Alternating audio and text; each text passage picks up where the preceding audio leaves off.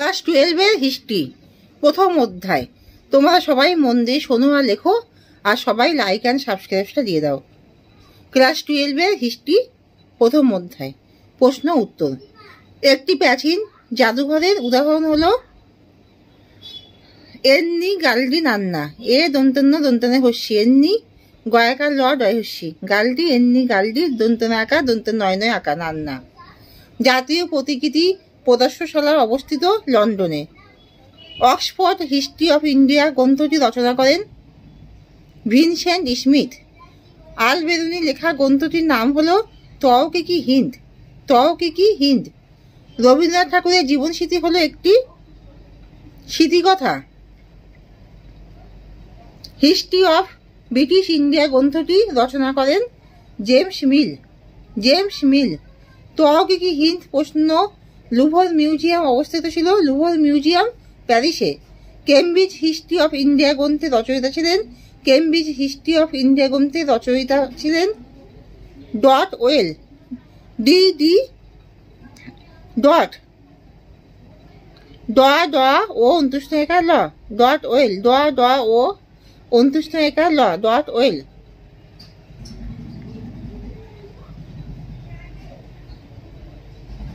দক্ষিণারঞ্জন বসু ছেড়ে আসা গ্রাম হলো একটি স্মৃতিকথা। সব ইতিহাস হলো সমকালীন ইতিহাস। এই উক্তিটি কার? কোলোচের। কোলোচের। হজের হিস্ট্রি এর লেখক হলেন E.H. কার। ভারতীয় ইতিহাসের জাতীয়তাবাদী ব্যাখ্যাকার হলেন রমেশচন্দ্র মজুমদার। রমেশচন্দ্র মজুমদার। ইতিহাসমালা রচনা করেছিলেন উইলিয়াম কেরি। William Carey. একজন মানবতাবাদী ব্রিটিশ ঐতিহাসিক হলেন জেমস মিল। ভারত এশিয়াটিক সোসাইটি। ভারত এশিয়াটিক সোসাইটি 1817 খ্রিস্টাব্দে নাকি 1810 কত খ্রিস্টাব্দে নাকি 1800 খ্রিস্টাব্দে। কলকাতায় ফোর্ট উইলিয়াম কলেজের প্রতিষ্ঠা হয় 1784 খ্রিস্টাব্দে। ভারতের বৃহত্তম মিউজিয়ামটি হলো the Indian museum. The Indian museum. স্মৃতিকথা হলো মৌখিক উপাদান। স্মৃতিকথা হলো মৌখিক উপাদান। ইতিহাসের জনক বলা হয় হেরোডোটাসকে। হেরোডোটাসকে। কোন লোককথায় মূল চরিত্র মানুষ? কিংবদন্তির। ভারত হলো বিশ্ব সভ্যতার লীলাভূমি। এই উক্তিটি কার? ভলতেয়ার। পুরাণ বিষয়ক তত্ত্বকে বলা হয় পুরাণ তত্ত্ব। গ্রিসের একটি অন্যতম কিংবদন্তি চরিত্র ছিল হারকিউলিস। হারকিউলিস। জাদুঘরের প্রথম উৎপত্তি হয় গ্রিসে। ইলিয়াড ও ওডিসি মহাকাব্য রচনা করেছিলেন হোমার। অতীতকে স্মরণ করার ক্ষেত্রে কিংবদন্তি বা মিথ এবং স্মৃতিকথার ভূমিকা আলোচনা করো। মিথ শব্দটির নির্দিষ্ট কোনো সংজ্ঞা নেই। বিভিন্ন ঐতিহাসিক একাধিক দৃষ্টিকোণ থেকে মিথের সংজ্ঞা দিয়েছেন। তবে মিথ জনশ্রুতির একটি প্রধান অংশ। গ্রিক শব্দ মিথ হলো মিউথাস। MUTHOS। মিউথাস থেকে এসেছে। প্রাচীনকাল থেকে সমাজবদ্ধ মানুষ বিভিন্ন কাল্পনিক ও অলৌকিক গল্প রচনা করে।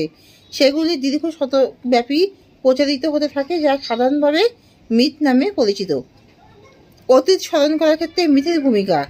মিথের মাধ্যমে উঠে আসা কাহিনীগুলিকে ঐতিহাসিক উপাদানের সূত্র হিসেবে ধরা হয়। যেমন মিথের কাহিনী সূত্র ধরেই আধুনিক ঐতিহাসিকগণ ট্রয় নগরী বা ট্রয় যুদ্ধের স্থান নির্ণয় করেছেন।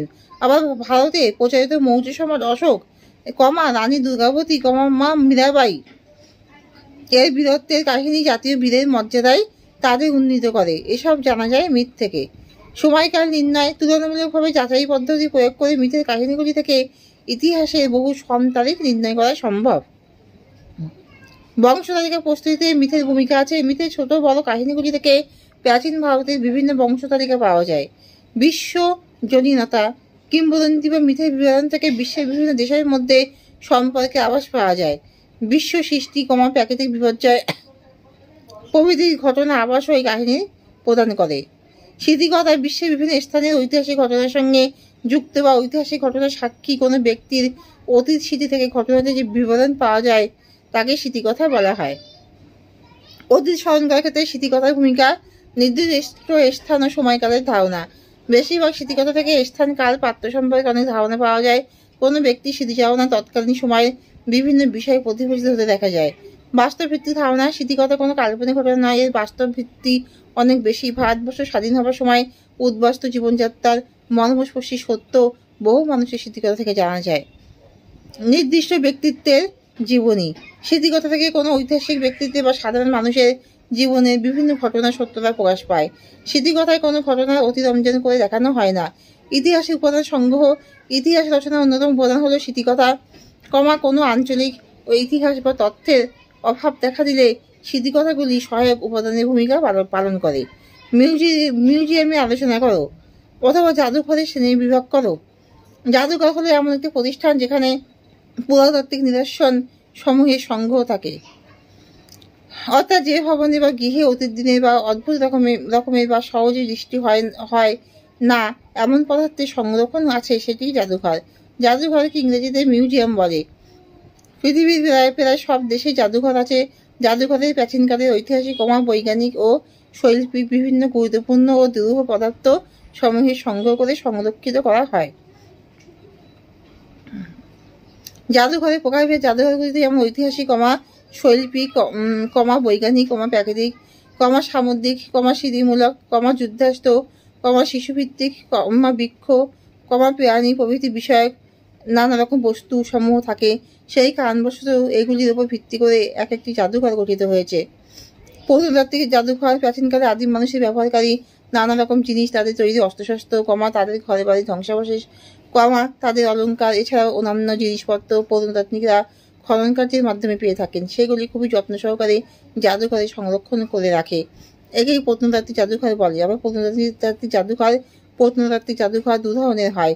প্রত্নতাত্ত্বিক জাদুঘরের বস্তু সামগ্রী অর্থাৎ জনবসতি, ধ্বংসাবশেষ, ভাস্কর্য এবং নানা রকম চিত্র প্রভৃতি প্রাচীনকালের মানুষেরা যেসব জায়গায় বসবাস করত, অর্থাৎ খোলা আকাশের নিচে বা খোলা জায়গায় লক্ষ্য করা যায়। ইতিহাস ভিত্তিক জাদুঘর প্রাচীন বা অতীতকালে বসবাসকারী মানুষের বিভিন্ন নিদর্শনগুলি প্রত্নতাত্ত্বিকরা খনন কার্যের মাধ্যমে সংরক্ষণ করে রাখে। যে জাদুঘরে তা ইতিহাস ভিত্তিক জাদুঘর বলে।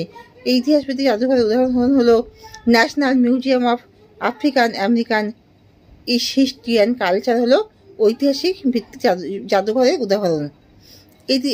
ঐতিহাসিক কেন্দ্রিক জাদুঘর।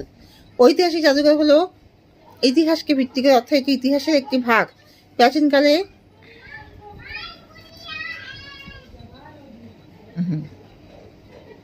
বিভিন্ন সময়ের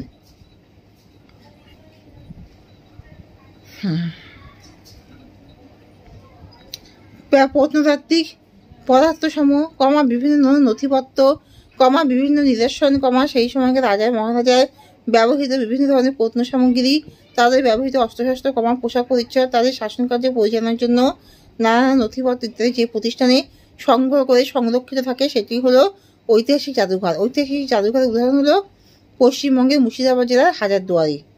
শৈল্পিক জাদুঘর। জাদুঘর মানেই অতীত বা বর্তমানে নানা দুরূহ পদার্থের প্রদর্শন।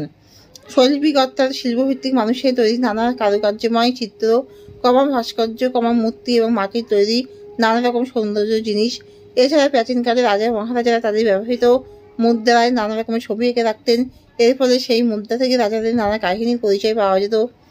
অর্থাৎ প্রাচীনকালে মুদ্রা ইত্যাদি যে ভবনের মাধ্যমে সংগৃহীত হয়ে সংরক্ষিত করা হয়, সেই ভবনকে শৈল্পিক জাদুঘর বলে।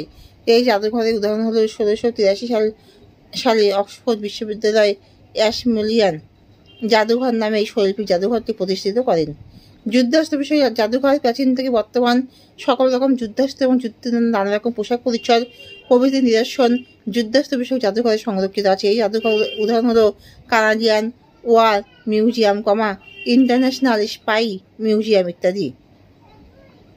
পরিশেষে বলা যায় বিভিন্ন ধরনের বিষয়কে কেন্দ্র করে বিভিন্ন ধরনের জাদুঘর গড়ে ওঠে। যেমন কলকাতার চিড়িয়াখানায়, যেখানে বিভিন্ন প্রজাতির প্রাণী সংরক্ষণ আছে। এছাড়া স্মৃতিসৌধ, বিভিন্ন ধরনের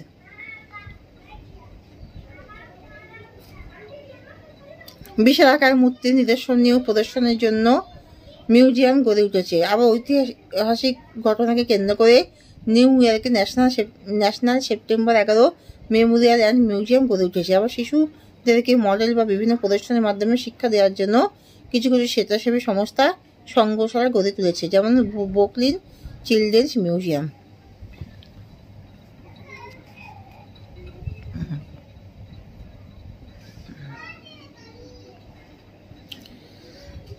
জাদুঘর কাকে বলে? অতীত পুনর্গঠনে জাদুঘরের ভূমিকা আলোচনা করো। সাধারণত জাদুঘর হলো বিভিন্ন ঐতিহাসিক উপাদানের সংগ্রহশালা, যেখানে ঐতিহাসিক, সাংস্কৃতিক, বৈজ্ঞানিক, শিল্প বিষয়ক প্রভৃতি বিভিন্ন ধরনের গুরুত্বপূর্ণ নিদর্শন সংরক্ষণ করে তার জনসাধারণের উদ্দেশ্যে স্থায়ী বা অস্থায়ীভাবে প্রদর্শনীর ব্যবস্থা করা হয়। এক কথায় বিভিন্ন পুরাতাত্ত্বিক নিদর্শন সংগ্রহ করে সেগুলি যেসব প্রতিষ্ঠানে বা ভবনে সংরক্ষণ করে রাখা হয় সেই সব প্রতিষ্ঠান বা ভবনকে জাদুঘর বলে। জাদুঘর বা মিউজিয়ামের ভূমিকা। বিশেষ বিশেষ উদ্দেশ্য নিয়ে বিভিন্ন প্রকারের মিউজিয়াম প্রতিষ্ঠিত হয়েছে। মিউজিয়ামগুলি অন্যান্য সামাজিক প্রতিষ্ঠানের মতো বহু বিষয়ে উদ্দেশ্য সাধন করে। বাস্তব পরিস্থিতির সঙ্গে মিউজিয়ামগুলি পরিবর্তিত হয়ে ভূমিকা পালন করেছে। মিউজিয়ামের কাজ দুষ্প্রাপ্য পুরাতত্ত্ব থেকে মানব সভ্যতার বিবর্তনের সঙ্গে সঙ্গে যে বস্তু সামগ্রী এখন পরিবেশে দেখা যায় না সেগুলি এবং অদ্যাবধি পারিপার্শ্বিক পরিবেশে দেখা যায় এমন বস্তু সামগ্রী গুরুত্ব সহকারে সংগ্রহ ও সংরক্ষণ। এই সংগ্রহ সংরক্ষণ করে ইতিহাসের সংগ্রহশালা হিসেবে মিউজিয়াম ভূমিকা পালন করে। ওই বস্তু সামগ্রীর উপর গবেষণা, ব্যাখ্যা দ্বারা শিক্ষা ও চর্চা অব্যাহত রাখতে মিউজিয়াম গুরুত্বপূর্ণ ভূমিকা পালন করে।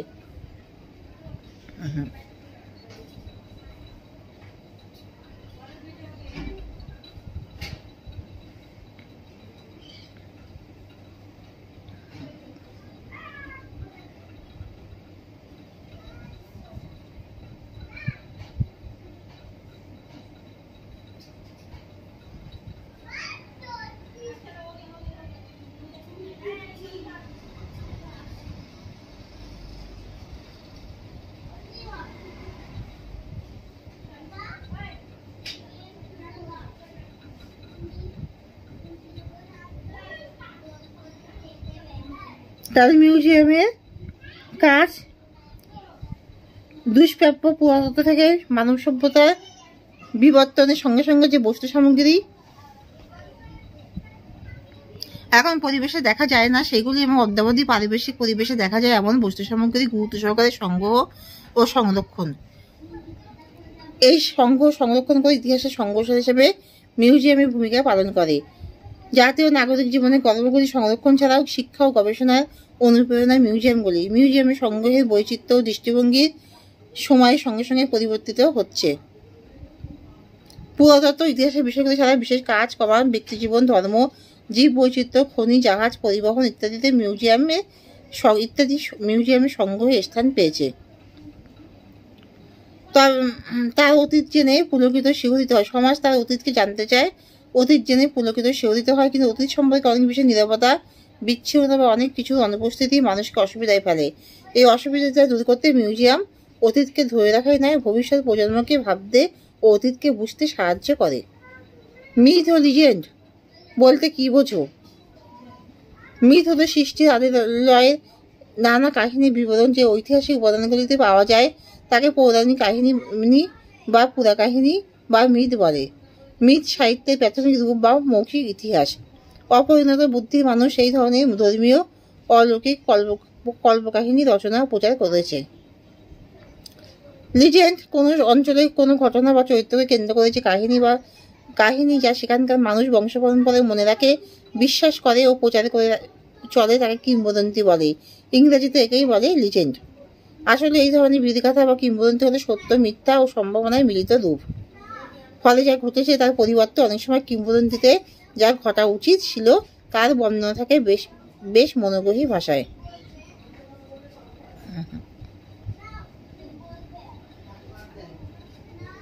কিংবদন্তি বা বিধিকথা কাকে বলে, এর বৈশিষ্ট্য গুরুত্ব লেখো।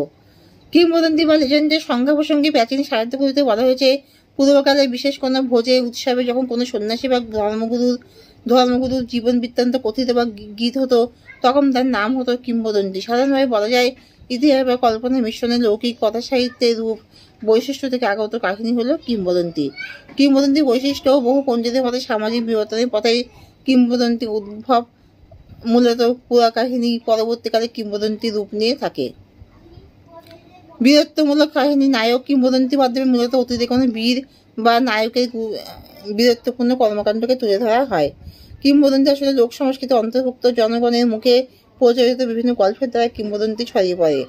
অতিরঞ্জন কিংবদন্তি ছোট বড় ঘটনাগুলিকে অতিরঞ্জন করা যায়, বলা যায় কিংবদন্তি বাস্তব ও কল্পিত ঘটনার সংমিশ্রণে গঠিত টুকরো টুকরো কথা, যেখানে সত্য মিথ্যা যাই থাকুক না কেন মানুষ তাই বিশ্বাস করে। বিস্ময় কল্পনা কিংবদন্তি প্রেক্ষাপট রচনায় মানুষ করে থাকে বিস্ময় ও কল্পনা। আসলে কিংবদন্তি বিস্ময়কর কাহিনী আমাদের কল্পনা জগতে নিয়ে যায়, কারণ কিংবদন্তি ঘটনায় সময়ের সাথে সাথে কল্পনার রং মিশিয়ে তাকে কাল্পনিক করে তোলে। কিংবদন্তি গুরুত্ব, কিংবদন্তি যথার্থতা ও ঐতিহাসিক সত্যতা নিয়ে সন্দেহ থাকলে তা একেবারে গুরুত্বহীন নয়। ঐতিহাসিক তত্ত্বের উৎস।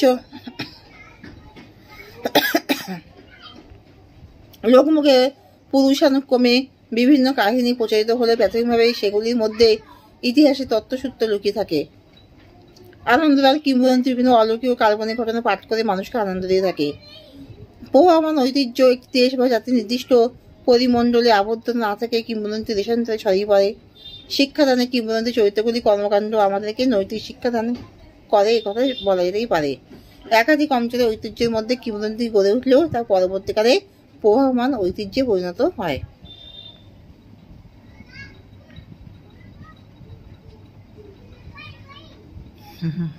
লোককথা কাকে বলে? অতীত সময়কে তুলে ধরার ক্ষেত্রে লোককথার ভূমিকা বিশ্লেষণ করো।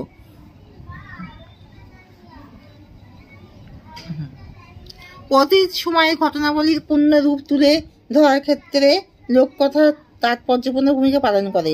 লোকমুখে প্রচারিত কথাই হলো সাধারণত লোককথা নামে পরিচিত।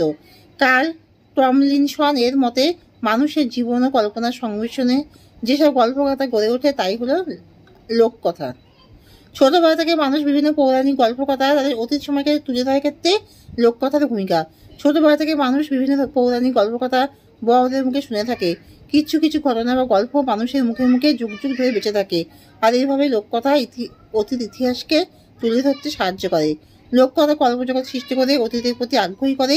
নিত্যদিন এই লোককথা কথিত হয়, কিন্তু পুরানো হয় না, নতুনত্ব বজায় থাকে। কোনো দেশে কোনো সমাজে সৃষ্টি হওয়া লোককথাগুলি সেই সমাজের সামাজিক, সাংস্কৃতিক, ধর্মীয় প্রভৃতি বিষয়ে যথেষ্ট প্রভাব ফেলে। লোককথার মাধ্যমে মানুষ অতীতের বিভিন্ন ঘটনা সম্পর্কে শুনে আনন্দ পায়। এই আনন্দ যুগ যুগ ধরে ধারাবাহিকভাবে লক্ষ্য করা যায়। লোককথা থেকে অতীত সমাজের বিভিন্ন ঘটনার ছবি বর্তমান সমাজে লক্ষ্য করা যায়, কারণ লোককথা বিভিন্ন সামাজিক ঐতিহাসিক ঘটনা অনুকরণ করে থাকে। প্রতিটি মানুষের জীবনে চলার পথে লোককথা যথেষ্ট শিক্ষাদান করে, যা অতীত ইতিহাসকে তুলে ধরার ক্ষেত্রে গুরুত্বপূর্ণ ভূমিকা পালন করে। লোককথা কাহিনীতে মানুষের সঙ্গে বিভিন্ন ভৌতিক চরিত্র যেমন পরী, দৈত্য, ডাইনি প্রভৃতি থাকে। মানুষের সামনে লোককথা এই সকল ভৌতিক চরিত্রকে তুলে ধরতে সাহায্য করে। এখানেই শেষ করছি।